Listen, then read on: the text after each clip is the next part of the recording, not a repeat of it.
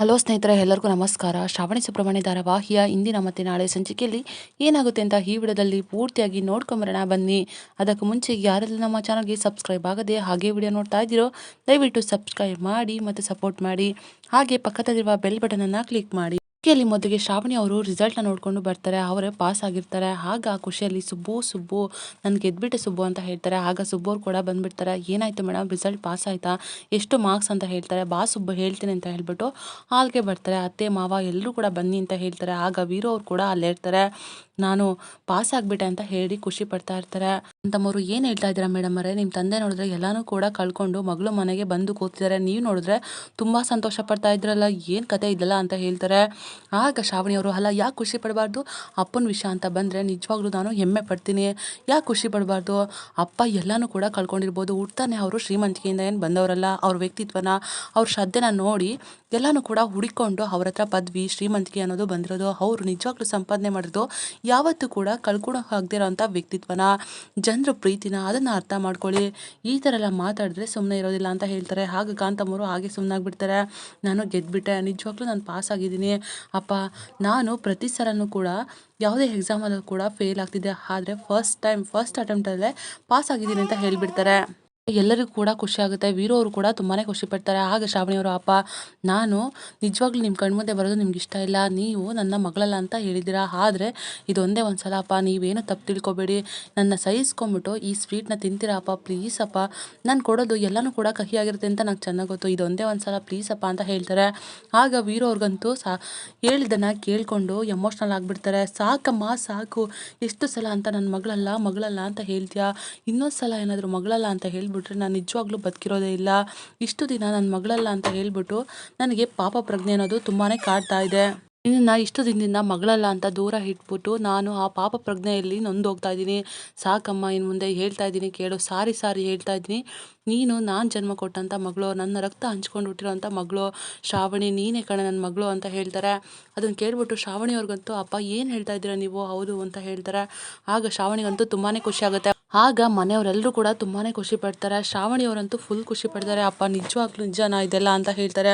ಹೌದು ಮಗಳೇ ಅಂತ ಹೇಳ್ಬಿಟ್ಟು ವೀರು ಕೂಡ ಹೇಳ್ತಾರೆ. ಆಗ ಶ್ರಾವಣಿಯವರು ಅಪ್ಪ ಅಂತ ಹೇಳ್ಬಿಟ್ಟು ವೀರು ಅವ್ರನ್ನ ಹಪ್ಕೊಳ್ತಾರೆ. ಆಗ ವೀರು ಅವರು ಕೂಡ ತಪ್ಕೊಂಡು ತುಂಬಾ ಖುಷಿ ಪಡ್ತಾರೆ. ಅಪ್ಪ ನಿಜವಾಗ್ಲೂ ನಾನು ತುಂಬ ಖುಷಿ ಆಗ್ತಿದೆ, ನಾನು ನಿಜವಾಗ್ಲೂ ಪ್ರಪಂಚನೇ ಗೆದ್ದಿದ್ದೀನಿ ಅನ್ನೋಷ್ಟು ಖುಷಿ ಆಗ್ತಿದೆ. ನನಗೆ ಒಂದೇ ಒಂದು ಆಸೆ, ದೊಡ್ಡ ಆಸೆ ಇತ್ತು, ಆದರೆ ಆ ಆಸೆನೂ ಕೂಡ ಇವತ್ತು ನೆರವೇರಿತು. ಅಪ್ಪ ನನ್ನ ಮಗಳು ಅಂತ ಒಪ್ಕೊಂಡ್ಬಿಟ್ರು, ನಿಜವಾಗ್ಲೂ ನಂಗೆ ತುಂಬ ಖುಷಿ ಆಗ್ತಿದೆ ಅಪ್ಪ ಅಂತ ಹೇಳ್ತಾರೆ. ಆಗ ವೀರು ಅವರು, ದಯವಿಟ್ಟು ನನ್ನ ಕ್ಷಮಿಸ್ಬಿಡು ಮಗಳೇ, ಅಪ್ಪ ಅನ್ನೋ ಪದಕ್ಕೆ ನಾನು ಅವಮಾನ ಮಾಡಿಬಿಟ್ಟೆ, ನಾನು ಅದಕ್ಕೆ ಲಾಯಕ್ಕಿಲ್ಲ, ನಾನು ನಿನ್ನ ಮಗಳು ಅಂತ ಕರೆಯೋ ಯೋಗ್ಯತೆಯೂ ಕೂಡ ಕಳ್ಕೊಂಡ್ಬಿಟ್ಟಿದ್ದೀನಿ. ನೀ ನನಗೆ ಅಷ್ಟೆಲ್ಲ ಬೆಡ್ತಂಥ ಪ್ರೀತಿ ತೋರಿಸ್ತಾ ಇದ್ರು ಕೂಡ ನಾನೇ ನಿಮ್ಮಪ್ಪ ಅಂತ ಹೇಳ್ಕೊಳ್ಳೋದಕ್ಕೆ ಆಗಲೇ ಇಲ್ಲ. ನೀನು ಎಷ್ಟೋ ಸಲ ಅಪ್ಪ ಅಂತ ಬಂದಾಗ ನಾನು ನಿನ್ನ ದೂರ ತಳ್ಳಿಬಿಟ್ಟೆ. ಆ ಅಕ್ಕನ ಮಾತನ್ನು ನಂಬಿ ನಾನು ನಿನಗೆ ತುಂಬ ನೋವು ಕೊಟ್ಬಿಟ್ಟೆ. ನನಗೆ ಅಪ್ಪ ಅಂತ ಹೇಳ್ಕೊಳಕ್ಕೂ ಕೂಡ ಅಸಹ್ಯ ಆಗ್ತಿದೆ ಅಂತ ಹೇಳ್ತಾರೆ. ಆಗ ಶ್ರಾವಣಿಯವರು, ಅಪ್ಪ ಯಾಕೆ ಆ ರೀತಿ ಮಾತಾಡ್ತೀರಾ, ದಯವಿಟ್ಟು ಅಪ್ಪ, ನೀವು ನನ್ನ ಬಗ್ಗೆ ಕೋಪ ಮಾಡ್ಕೊಂಡಿರ್ಬೋದು ನಿಜ, ಆದರೆ ಅಪ್ಪಂಗೆ ಮಾತ್ರನೇ ಪ್ರೀತಿ ಮಾಡೋದಕ್ಕೆ, ಕೋಪ ಮಾಡ್ಕೊಳ್ಳೋದಕ್ಕೆ ಅಧಿಕಾರ, ಹಕ್ಕು ಇರೋದು. ಪ್ಲೀಸ್ ಅಪ್ಪ, ನೀವು ಹಾಗೆಲ್ಲ ಮಾತಾಡಬೇಡಿ ಅಪ್ಪ ಅಂತ ಹೇಳ್ತಾರೆ. ಆಗ ಪದ್ದು ಸುಬ್ಬು ಎಲ್ಲರೂ ಕೂಡ, ಹೌದು ಯಜಮಾನ್ರೆ, ನೀವು ಯಾಕೆ ಈ ರೀತಿ ಮಾತಾಡ್ತೀರಾ, ನಿಜವಾಗ್ಲೂ ಶ್ರಾವಣಿಯಮ್ಮವರು ನಿಮಗೆ ತಕ್ಕನಾದ ಮಗಳು, ನೀವು ಕೂಡ ಅವ್ರಿಗೆ ತಕ್ಕನಾದ ತಂದೆ, ನಿಜವಾಗ್ಲೂ ನೀವು ಕೊಂದಾಗಿರೋದು ತುಂಬಾ ಖುಷಿ ಆಗ್ತಿದೆ, ಅದನ್ನೆಲ್ಲ ಮರ್ತ್ಬಿಡಿ ಅಂತ ಹೇಳ್ತಾರೆ. ಆಗ ವೀರು ಅವರು ಕೂಡ ತುಂಬಾ ಸಂತೋಷದಿಂದ ಶ್ರಾವಣಿಯವ್ರನ್ನ ಮಾತಾಡ್ತಾರೆ. ಆಗ ಶ್ರಾವಣಿಗಂತೂ ತುಂಬಾ ಖುಷಿ ಆಗುತ್ತೆ. ಅಪ್ಪ ನಿಜವಾಗ್ಲೂ ಖುಷಿ ಆಗ್ತಿದೆ ಸುಬ್ಬು, ನೋಡಿದ್ಯಾ ಮಗಳು ಅಂತ ನನ್ನ ಒಪ್ಕೊಂಡ್ಬಿಟ್ರು, ನಿಜವಾಗ್ಲೂ ನನಗೆ ಇನ್ನೇನು ಬೇಡ, ಎಲ್ಲನೂ ಕೂಡ ಸಿಕ್ಬಿಟ್ಟಿತು ನನಗೆ, ನನ್ನ ಪ್ರಪಂಚನೇ ಗೆದ್ದುಬಿಟ್ಟೆ, ಪ್ರಪಂಚ ಅಂದರೆ ನನಗೆ ಅದು ನನ್ನಪ್ಪನೇ ನನಗೆ ಸಿಕ್ಬಿಟ್ರು ಅಂತ ಹೇಳಿ ತುಂಬಾ ಖುಷಿ ಪಡ್ತಾರೆ. ಮತ್ತೆ ಹಗ್ ಮಾಡ್ಕೊಳ್ತಾರೆ. ಅಪ್ಪ ಇನ್ನೊಂದು ಆಸೆ ಅಪ್ಪ, ನಿಮ್ಮ ಹಣೆಗೆ ಮುತ್ತು ಕೊಡ್ಲಾ ಅಂತ ಕೇಳ್ತಾರೆ. ಆಗ ವೀರು ಅವರು ಹೌದು ಅಂತ ಹೇಳ್ತಾರೆ. ಆಗ ಶ್ರಾವಣಿಯವರು ವೀರು ಹಣೆಗೆ ಮುತ್ತನ್ನು ಕೊಟ್ಬಿಟ್ಟು ತುಂಬಾ ಖುಷಿ ಪಡ್ತಾರೆ. ನಂತರ ಶ್ರಾವಣಿಯವರು ವೀರು ಅವ್ರಿಗೆ ಸ್ವೀಟನ್ನು ತಿನ್ನಿಸ್ತಾರೆ. ವೀರು ಅವರು ಕೂಡ ತುಂಬಾ ಖುಷಿಯಿಂದ ಶ್ರಾವಣಿಗೆ ಸ್ವೀಟನ್ನು ತಿನ್ನಿಸ್ತಾರೆ. ಎಲ್ಲರೂ ಕೂಡ ತುಂಬಾ ಖುಷಿ ಪಡ್ತಾ ಇರ್ತಾರೆ. ಆದರೆ ಕಾಂತಮ್ಮವರು, ಅಲ್ಲ ಈ ಅಪ್ಪ ಅಧಿಕಾರದಲ್ಲಿ ಇದ್ದಾಗಲಾದರೂ ಮಗಳೇ ಅಂತ ಒಪ್ಕೊಂಡಿದ್ರೆ ಏನಾದರೂ ಒಂದು ವರ್ಕೌಟ್ ಆಗ್ತಿತ್ತು ಅನಿಸುತ್ತೆ, ಆದರೆ ಇವಾಗ ಏನು ಮಾಡೋದು, 2 ಸ್ವೀಟ್ನಾದರೂ ದೇಬ್ಕೊಂಡ್ಬಿಡ್ಬೇಕು ಅಂತ ಮನಸ್ಸಲ್ಲೇ ಯೋಚನೆ ಮಾಡ್ತಾ ಇರ್ತಾರೆ. ಇದೆಲ್ಲ ಆದ ನಂತರ ಪೃಥ್ವಿ ಅವರು ಒಂದು ಕಡೆ ನಿಂತ್ಕೊಂಡು ಯೋಚನೆ ಮಾಡ್ತಿರ್ತಾರೆ. ನಾನು ಇಷ್ಟು ದಿನ ಕತ್ಲೆ ಕೋಣಲ್ಲಿ ಈ ನರಕನ ಅನುಭವಿಸಿದ್ದಕ್ಕೂ ಕೂಡ ಸಾರ್ಥಕ ಆಯಿತು. ಇದರಿಂದಾಗಿ ಅಪ್ಪ ಮತ್ತು ಮಗಳು ಇಬ್ಬರು ಕೂಡ ಒಂದಾದ್ರು. ಸತ್ಯನೂ ಕೂಡ ಗೊತ್ತಾಯಿತು. ಇನ್ನೊಂದು ಬಾಕಿ ಇರೋದು ಅಂತ ಅಂದರೆ ವೀರು ಮತ್ತು ನಂದಿನಿ ಅಮ್ಮವರು ಆದಷ್ಟು ಬೇಗ ಒಂದಾಗಬೇಕು. ಎಲ್ಲನೂ ಕೂಡ ಸರಿ ಹೋಗುತ್ತೆ. ನಿಜವಾಗ್ಲೂ ನನಗೆ ತುಂಬಾ ಖುಷಿ ಆಗ್ತಿದೆ. ಇವಾಗ ನನ್ನ ಜೀವನ ಸಾರ್ಥಕ ಆಯಿತು ಅಂತ ಮನಸ್ಸಲ್ಲೇ ಯೋಚನೆ ಮಾಡ್ಕೊಂಡು ಓಡಾಡ್ತಾ ಇರ್ತಾರೆ. ಅಷ್ಟರಲ್ಲಿ ಕಾಂತಮ್ಮವ್ರು ಕೂಡ ಬರ್ತಾರೆ. ಬಂದುಬಿಟ್ಟು ಪೃಥ್ವಿ ಅವ್ರನ್ನ ಮಾತಾಡಿಸ್ತಾರೆ. ಅಲ್ಲಪ್ಪ ಸ್ವಾಮಿ, ನೀನೇನು ಈ ಥರ ಬಂದು ಮನೆಗೆ ಸೇರ್ಕೊಂಡ್ಬಿಟ್ಟೆ. ಅಲ್ಲ, ಬಿಟ್ಟಿಯಾಗಿ ತಿನ್ಕೊಳೋದು ಅಂತಂದ್ರೆ ಏನು? ನಿನ್ನ ಜೊತೆಗೆ ಅವ್ರು ಬೇರೆ, ನೀವು ನೋಡಿದ್ರೆ ಸ್ನೇಹಿತರು ಅಂತ ಹೇಳ್ತಾ ಇದ್ದೀರಾ. ಇವಾಗ ನೋಡಿದ್ರೆ ಮನೆಗೆ ಬಂದು ಸೇರ್ಕೊಂಡಿದ್ದೀರಾ. ಅಲ್ಲ, ಏನು ಕತೆ? ನೀವೇನು ಎಂಥ ಸ್ನೇಹಿತರು? ಇದೆಲ್ಲ ಏನು ಅಂತ ಕೇಳ್ತಾ ಇರ್ತಾರೆ. ಆಗ ಪೃಥ್ವಿಗೆ ತುಂಬಾ ಕೋಪ ಬರ್ತಾ ಇರುತ್ತೆ. ಯಾಕಂದರೆ ಕಾಂತಮ್ಮನ ಮಾತುಗಳು ಚುಚ್ಚೋ ಆಗಿರುತ್ತೆ. ಅದಕ್ಕೋಸ್ಕರ ಪೃಥ್ವಿ ಅವರು, ನಾನು ಎಲ್ಲ ವಿಷಯನ ಹೇಳಬೇಕಾ ನಿಮಗೆ ಅಂತ ಕೇಳ್ತಾರೆ. ಹೌದು, ಇಷ್ಟು ದಿನ ನೀವೆಲ್ಲಿದ್ರಿ? ಇವಾಗೇನು ಫ್ರೆಂಡ್ ಅಂತ ಹೇಳ್ತಿದ್ದೀರಾ ಅಂತ ಕೇಳ್ತಾರೆ. ನಾನು ಕಾಡಲ್ಲಿದ್ದೆ ಅಂತ ಹೇಳ್ತಾರೆ.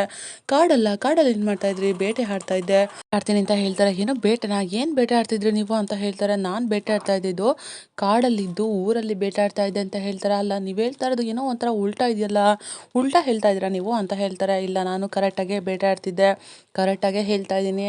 ನಾನು ಬೇಟೆ ಆಡ್ತಿದ್ದಿದ್ದು ಊರಲ್ಲೇ, ಆದರೆ ಮನುಷ್ಯರನ್ನ ಬೇಟೆ ಆಡ್ತಿದ್ದೆ ಅಂತ ಹೇಳ್ತಾರೆ. ಹೌದಾ ಅಂತ ಕೇಳಿದಾಗ ಆಗ ಪೃಥ್ವಿ ಅವರು, ಹೌದು, ಎಂಥವ್ರನ್ನ ಅಂತಂದರೆ ನಯ ವಿನಯ ಬಿಟ್ಟು ಅಹಂಕಾರದಿಂದ ಮಾತಾಡ್ತಾರಲ್ಲ ಆ ಹೆಂಗಸರು, ಅಂಥವ್ರನ್ನ ಬೇಟೆ ಆಡ್ತಾ ಇದ್ದೆ. ನನಗೆ ತುಂಬ ದಿನ ಆಯಿತು ಬೇಟೆ ಆಡಿ, ಇವಾಗ ಮತ್ತೆ ಬೇಟೆ ಆಡಬೇಕು ಅಂತ ಅನ್ನಿಸ್ತಾ ಇದೆ. ಅಂಥವ್ರು ಸಿಕ್ಬಿಟ್ರೆ ನಾನು ಮಾತ್ರ ಸುಮ್ಮನೆ ಇರೋದಿಲ್ಲ ಅಂತ ಹೇಳ್ಬಿಟ್ಟು ತುಂಬಾ ವಾಯ್ಸ್ನ ಜೋರು ಮಾಡಿಕೊಂಡು ಹೇಳಿಬಿಡ್ತಾರೆ. ಆಗ ಕಾಂತಮ್ಮವರು ಹೆದರ್ಕೊಂಡ್ಬಿಡ್ತಾರೆ. ಆಗ ಕಾಂತಮ್ಮರು, ಅಯ್ಯೋ ಅದೆಲ್ಲ ಏನು ಬೇಡ, ನಾನು ನಿಮ್ಮನ್ನ ಅಣ್ಣ ಅಂತ ಕರಿತೀನಿ, ಇನ್ನು ಮುಂದೆ ನಾನೇ ನಿಮಗೆ ರಾಖಿ ಕಟ್ತೀನಿ ಸರಿನಾ ಅಂತ ಹೇಳ್ಬಿಟ್ಟು ಅಲ್ಲಿಂದ ಹೋಗ್ತಾರೆ. ಆಗ ಶ್ರಾವಣಿಯವರು, ಏನು ಮಾಡ್ತಾ ಇದ್ರಿ? ಕಾಂತಮ್ಮ ಯಾಕೋ ಆ ರೀತಿ ಹೋಗ್ಬಿಟ್ರು ಅಂತ ಕೇಳ್ತಾರೆ. ಅವರು ಬೇರೆ ಜೀವನದಲ್ಲಿ ಆಟ ಆಡೋದಕ್ಕೆ ನೋಡ್ತಾ ಇದ್ರು, ಅವ್ರಿಗೆ ತಣ್ಣೀರು ಹಚ್ಚಿ ಕಳಿಸಿದ್ದೀನಿ ಅಷ್ಟೇ ಅಂತ ಹೇಳ್ತಾರೆ. ಸರಿ ಆಯಿತು, ಊಟ ರೆಡಿ ಇದೆ ಬನ್ನಿ ಅಂತ ಹೇಳಿ ಹೋಗ್ತಾರೆ. ನಂತರ ಶ್ರಾವಣಿಯವರು ರೂಮ್ಗೆ ಬಂದು ಸುಬ್ಬು ಜೊತೆ ಮಾತಾಡ್ತಿರ್ತಾರೆ. ಅಲ್ಲ ಸುಬ್ಬು, ನಿಜವಾಗ್ಲೂ ಆ ವಿಜಯಮ್ಮಕ್ಕನ ಮಾತ್ರ ಸುಮ್ಮನೆ ಬಿಡಬಾರ್ದು, ಅವಳಿಗೆ ಒಂದು ಗತಿ ಕಾಣಿಸ್ಬೇಕು ನಾನು, ಅಲ್ಲಿವರೆಗೂ ನನಗೆ ನಿದ್ದೆ ಇಲ್ಲ ಅಂತ ಹೇಳ್ತಾರೆ. ಆಗ ಸುಬ್ಬು ಅವರು, ಹೌದು ಮೇಡಮ್, ಆದರೆ ಈಗ ಸಮಯ ಅಲ್ಲ, ನೀವು ತಾಳ್ಮೆಯಿಂದ ಇರಿ ಅಂತ ಹೇಳ್ತಾರೆ. ಆದರೆ ಅದಕ್ಕಿಂತ ಒಂದು ಬೇಜಾರು ವಿಷಯ ಏನಂದರೆ, ಸಾವಿತ್ರಿ ಅವ್ರ ವಿಷಯದಲ್ಲಿ ಅವ್ರ ಜೊತೆಯಲ್ಲಿ ಸಿಕ್ಕಾಕೊಂಡಿದ್ದಾಳೆ, ಅವಳನ್ನ ಕಾಪಾಡ್ತಾ ಇದ್ರು ಹೇಗೆ ಅಂತ ಹೇಳ್ತಾರೆ. ಆಗ ಶ್ರಾವಣಿಯವರು, ಹೌದು, ಅವರಿರೋ ಜಾಗ ಎಲ್ಲನೂ ಕೂಡ ನರ್ಕಕ್ಕೆ ಸಮಾನ, ಸಾವಿತ್ರಿನ ಕಾಪಾಡಬೇಕು, ಆದರೆ ಆ ವಿಜಾಂಬಿಕನ ಮಾತ್ರ ಸುಮ್ಮನೆ ಬಿಡಬಾರ್ದು, ಕಾಪಾಡಬೇಕು ಅಂತಂದರೆ ಅವಳ ಕಥೆನ ಮುಗಿಸ್ಬೇಕು ಅಷ್ಟೇ ಸುಬ್ಬು ಅಂತ ಹೇಳ್ತಾರೆ. ಅಯ್ಯೋ ಮೇಡಮ್ ಅವರೇ, ನೀವು ಟೆನ್ಷನ್ ಮಾಡ್ಕೋಬೇಡಿ, ಆರಾಮಾಗಿರಿ, ಇವಾಗ ಅದನ್ನೆಲ್ಲ ಬಿಟ್ಬಿಟ್ಟು ಹಿಂಗೆ ಅಪ್ಪ ಮಗಳು ಒಂದಾಗಿದ್ದೀರಾ, ಅದ್ರ ಬಗ್ಗೆ ಯೋಚನೆ ಮಾಡಿ ಅಂತ ಹೇಳ್ತಾರೆ. ಸುಬ್ಬು, ನನಗೆ ಇನ್ನೊಂದು ಆಸೆ ಸುಬ್ಬು, ಅದೇನು ಅಂತ ಅಂದರೆ ಅಪ್ಪನ ಮಡ್ಲಲ್ಲಿ ಮಲ್ಕೋಬೇಕು ಅನ್ನೋ ಆಸೆ ಇದೆ ಅಂತ ಹೇಳ್ತಾರೆ. ಆಗ ಸುಬ್ಬು ಅವರು, ಅಯ್ಯೋ ಮೇಡಮ್, ಅದ್ಯಾಕೆ ನೀವು ಇಷ್ಟೊಂದು ಮುಜುಗರ ಪಡ್ಕೊಂಡು ಕೇಳ್ತೀರಾ? ಎಲ್ಲ ಮಕ್ಕಳಿಗೂ ಕೂಡ ಅಪ್ಪನ ಮಡ್ಲಲ್ಲಿ ಮಲ್ಕೋಬೇಕು ಅನ್ನೋ ಆಸೆ ಇರುತ್ತೆ, ಅದಕ್ಕೂ ಕೂಡ ನೀವೇನು ಅದ್ರ ಬಗ್ಗೆ ಯೋಚನೆ ಮಾಡಬೇಡಿ, ಇವತ್ತು ಅವ್ರ ಜೊತೆನಲ್ಲೇ ಮಲ್ಕೊಳ್ಳಿ ಹೋಗಿ ಅಂತ ಹೇಳಿ ಕಳಿಸ್ತಾರೆ. ನಂದಿನಿ ಅವರು ವೀರು ಅವ್ರನ್ನ ಮಾತಾಡಿಸ್ಬೇಕು, ಮೀಟ್ ಮಾಡಬೇಕು ಅಂತ ಯೋಚನೆ ಮಾಡ್ತಿರ್ತಾರೆ. ನಂತರ ವೀರು ಅವ್ರಿಗೆ ಫೋನ್ ಮಾಡಿ ಕೂಡ ಕರೆಸ್ಕೊತಾರೆ. ಆಗ ವೀರು ಅವರು ನಡೆದಿರೋ ಎಲ್ಲ ವಿಷಯನೂ ಕೂಡ ಜಾನಕಿ ಅವ್ರ ಹತ್ರ ಹೇಳಬೇಕು. ಯಾಕೆ ಅಂತಂದರೆ ಪ್ರೀತಿನ ಹೇಳ್ಕೊಂಡಿರ್ತಾರೆ. ಈ ಪ್ರೀತಿನ ಇಲ್ಲಿಗೆ ಸ್ಟಾಪ್ ಮಾಡಬೇಕು ಅಂತ ಯೋಚನೆ ಮಾಡಿ ಇಬ್ಬರು ಕೂಡ ಮೀಟ್ ಆಗ್ತಾರೆ. ಆಗ ವೀರು ಅವರು, ಜಾನಕಿ ಅವರೇ, ನಾನು ನಿಮ್ಮ ಜೊತೆ ಒಂದು ಮುಖ್ಯವಾದ ವಿಷಯದ ಬಗ್ಗೆ ಮಾತಾಡಬೇಕು, ಏನು ನಡೀತು ನಿಮ್ಮ ಜೀವನದಲ್ಲಿ ಅಂತ ಎಲ್ಲನೂ ಕೂಡ ಕೇಳ್ತಾ ಇದ್ದೀರಿ, ಆದರೆ ಇವಾಗ ಹೇಳ್ತೀನಿ, ಅದಕ್ಕೆ ಸಮಯ ಬಂದಿದೆ. ನಾನು ತುಂಬ ಪ್ರೀತಿ ಮದುವೆ ಆಗಿದ್ದಿದ್ದು ನಂದಿನಿನ ಅಂತ ಹೇಳ್ಬಿಡ್ತಾರೆ. ಅದನ್ನು ಕೇಳಿಬಿಟ್ಟು ನಂದಿನಿ ಅವ್ರಿಗಂತೂ ತುಂಬಾ ಖುಷಿ ಆಗುತ್ತೆ. ಇಷ್ಟೆಲ್ಲ ಆದಮೇಲೆ ಒಬ್ಬರನ್ನ ಪ್ರೀತಿಸಿ ಇನ್ನೊಬ್ಬರ ಜೊತೆ ಪ್ರೀತಿನ ಶುರು ಮಾಡೋದು ಅದು ನಿಜವಾಗ್ಲೂ ಸರಿನಾ? ಅದನ್ನು ಇಲ್ಲಿಗೆ ನಿಲ್ಲಿಸ್ಬಿಡೋಣ, ನಿಮ್ಮ ಸಂಬಂಧ ಸಾಕು ಅಂತ ಹೇಳ್ಬಿಟ್ಟು ಅವರು ಕೊಟ್ಟಂಥ ಗಿಫ್ಟನ್ನು ವಾಪಸ್ ಕೊಟ್ಟು ಅಲ್ಲಿಂದ ವೀರು ಅವರು ಹೊರಡ್ತಾರೆ. ಈಗ ನಂದಿನಿ ಅವ್ರಿಗೆ ವೀರುಗೆ ಎಲ್ಲ ಸತ್ಯನೂ ಕೂಡ ಗೊತ್ತಾಗಿದೆ ಅಂತ ತುಂಬಾ ಖುಷಿ ಆಗುತ್ತೆ. ಹಿಂದೆ ಓಡೋಡಿ ಬಂದು, ವೀರು, ಪ್ರೀತಿ ಅನ್ನೋದು ಹೃದಯದ ಮೇಲಿರೋ ಹಚ್ಚಿನ ಗುರುತಿನ ಹಾಗೆ, ಅದನ್ನ ಮರ್ತಿರ್ಬೋದು, ಆದರೆ ಹೃದಯ ಅನ್ನೋದು ಮರ್ತಿರೋದಿಲ್ಲ. ಆದರೆ ಎದೆ ಬಡ್ತಾ ನಿಲ್ಬೋದು, ಪ್ರೀತಿ ಅನ್ನೋದು ಸಾಯಲ್ಲ. ಉಸಿರಿರೋವರೆಗೂ ಪ್ರೀತಿಸೋರ ಹೆಸರು ಮನಸ್ಸಲ್ಲೇ ಇರುತ್ತೆ, ಪ್ರೀತಿ ಶಾಶ್ವತ ಅಂತ ಈ ಮಾತನ್ನ ನಂದಿನಿ ಅವರು ವೀರು ಅವ್ರಿಗೆ ಮುಂಚೆ ಹೇಳಿರ್ತಾರೆ. ಈಗಲೂ ಕೂಡ ಆ ಮಾತನ್ನ ವೀರು ಅವ್ರಿಗೆ ಹೇಳ್ತಾರೆ. ಮಾಸ್ಕ್ ಹಾಕೊಂಡಿರೋದ್ರಿಂದ ವೀರುಗೆ ನಂದಿನಿ ಅಂತ ಗುರ್ತಿಡೋದಕ್ಕೆ ಆಗೋದಿಲ್ಲ.